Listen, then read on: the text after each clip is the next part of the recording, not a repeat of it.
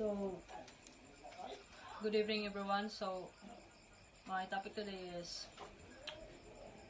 writing an explanation essay. So, why questions are very important?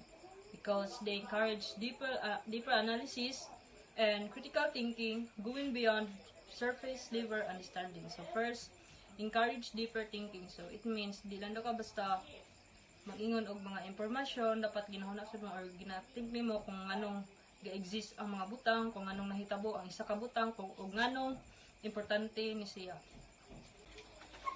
So second is show understanding. So if you're answering why, pasabot na is nakasabot na ka sa topic, dili lang sa surface but in a critical level.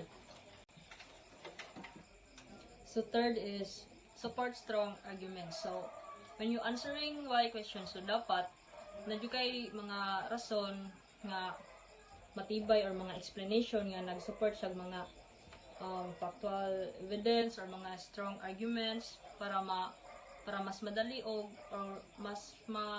sabot sa imong mga readers og mas madali nila og sabot og mas mainteresado sila sa imong essay. If people in ancient times or the recent past did not ask why question or attempt to answer this question, we would have very limited knowledge about many things in our world. So, ang mga tao daw dati, if dili daw sila nag-ask og question about sa mga butang anak, patuad ang mga knowledge is do kay kayo knowledge about sa mga butang or sa mga uban pang mga kaalaman diri sa atong kalibutan. Addressing why questions means providing explanation for phenomena. So, if magkuan ka why questions in essay, nga-provide you siya explanation phenomena, which it means na kaning for example is nganong ga exista diri sa kalibutan, asa ta nagikan, nganong nag-exist ang mga butang, kinsa man kisa mo ginagbuhat sa mga butang, asa mo ginasanagikan ng anak. So, before reading the text, look up the meanings of the following words and phrases that are used in the selection. So, first is lingua franca. So, lingua franca is a language used for communication between groups of people who do not share a native language. It helps them understand each other, especially in trade, education, or diplomacy. So, ang lingua franca is na sila isa ka language na ginagamit para makikommunicate sila sa mga laing tao, especially sa mga laing country. For ginagamit nila pang communicate sa edukasyon, sa pan-trade, or sa international. Even na sila yung mga sarili nilang mga language, mga katutubong wika, may anak. So, ang example sa lingua franca is English nga language. So, ang English nga language is mamagini siya ang ginagamit sa tanan, labi na sa pag-communicate nimo sa ubang tao. Common na gini siyang ginagamit sa mga tao. So, next is linguistic nationalism. So, linguistic nationalism is nagtukoy ni siya, na siya strong connection sa duha, which is national identity and its language. So, ang linguistic nationalism is pasabot ani is na sila paningkuan ba belief na ang language daw is ba part na daw sa ilahang pagkakilanlan o sa ilahang pagkakaisa na sa isang bansa. So if ang linguistic nationalism, pag ang country daw kay na sila gusto or na sila magbuhat sila og ilahang language, simbolo doon siya sa ilahang pagka-independence, culture, and sa ilahang identity. So, next is cultural chauvinism. So, ang cultural chauvinism is muna sila mga tao nga na mga sariling belief or mga culture. So, naman dito yung we have a different belief or mga culture mga gito. So, ang ubang tao is ginalokdan yun nila ang ubang culture because of sa ilahang mga sariling belief nga na kay mas taas silang belief So mas ginakuan gyud nila ilahang mga tinuuhan. Example ani kay kapag kanang imuhang ginahuna ang kuan ay kapag ang imong ginahuna ang kaning isa ka butang nga imuhang tinuhan kay tama or imuhang ginasunod nga mga belief or kung sa imong culture is tama but sa uban is mali na nga na gani bali kuan ba kaning tungod kay natay mga sariling mga belief kay maka feel ta og disrespect nga na. So next is conservant. So ang conservant is di yun siya ginagamit sa modern English kay kung siya maka-confuse siya ba kay na siya mga laing-laing mga surrounding sounds nga na. So as a rare or archaic term, so ang conservant daw kay ang isa daw ang maaring itinuring bilang isang taong kuan kaning nagapang-amping, nagaprotekta or nagangalaga sa isang kuan sa isa ka butang sa parehaan ng mga kultura, kalikasan or mga karaang mga butang or kuan katumbas sa salitang kuan siya. Nani siya katumbas sa mga salitang tagapag-ingat, tagapangalaga o tagapreserba. Muna ang conservant. And so next is siloed cubicles. So siloed cubicle ay nagatukoy ni siya sa mga mga paghiwalay-hiwalay sa mga empleyado ay hindi sa opisina. Kaning siloed cubicles is kuan ni siya kaning mga muna siya ang kaning mga tao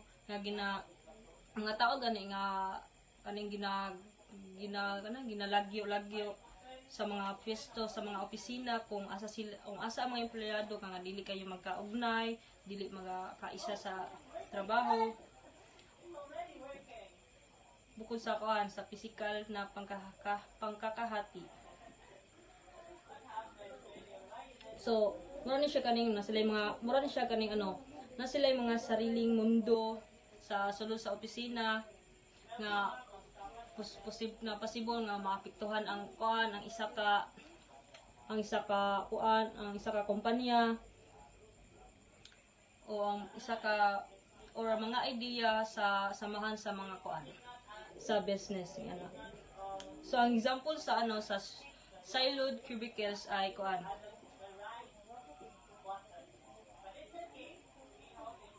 kaning dili magkasinabot ang mga ang mga empleyado kaya kaning hinay ka ilahang sa ilahang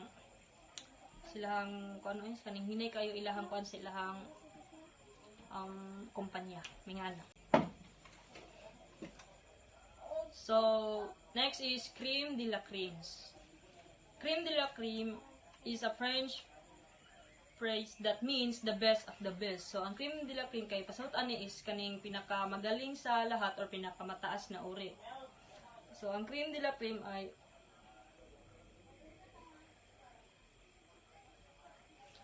ang crème de la crème is mo ni siya kanang isa ka tao nga or isa ka grupo nga hard gani kayo sa butang or sa tanan. Muna siyang ginatawag siya the best of the best, pinakamagaling sa lahat o pinakamataas na uri. Example ani niya ay kaning mga scholar sa mga bansa nga na. Pasabot ana kay kaning sila gani ang pinaka-hard gani nga na sila ang pinaka kuan sa taas kaayo na sa tanan ming ana. Mura siya ang So next is mano a mano. So ang mano a mano is pasabot ani niya kay isang harapang labanan o pagtutoo sa pagitan ng dalawang tao. So ang mano a mano kay kuan siya kaning isa siya isa ka laban para anang nag-aaway or sumbagay ang ana or nagasimbol siya mga labanan pareha nang mga debate o kanang mga kompetisyon may ana mo na ang mano a mano. So halimbawa na niya is ranang ang huling halabanan sa torneo ay naging isang mano a mano sa pagitan ng dalawang pinakamahusay na boksingero. So pasabot ani niya kay silang duha. So sila lang duha ang naglaban kaning kuan harapan ning ana. Mao na ang mano a mano. So next is Borghese story. So ang Borghese story is mo ni siya ang mga story nga about sa mga tao nga tag-as kaayo nga naay mga kaning mga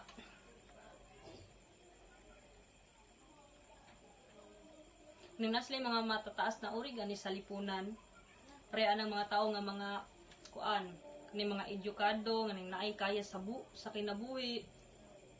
And usa is naka-base gini sa ilahang mga identity or sa ilahang kuan, sa ilahang kayamanan at ug sa ilahang mga reputasyon.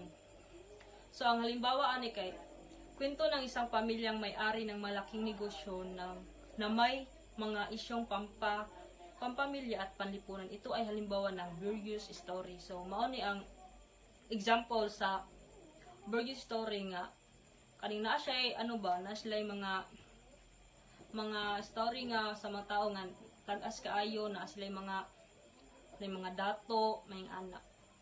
Na sila mga panlipunan o na sila background nga ay makakuan sa mga tao. So next is Bating and Unless. So So ang kani siya is pasabot ani siya is kani siya isa ka tao gani nga dili naga-express og emotion, siya naga-express og mga kuan even sa kuan na ang situation is kuan na kay kaning seryoso na kaayo kaning maka shock kaayo ing ana. Example ani is kaning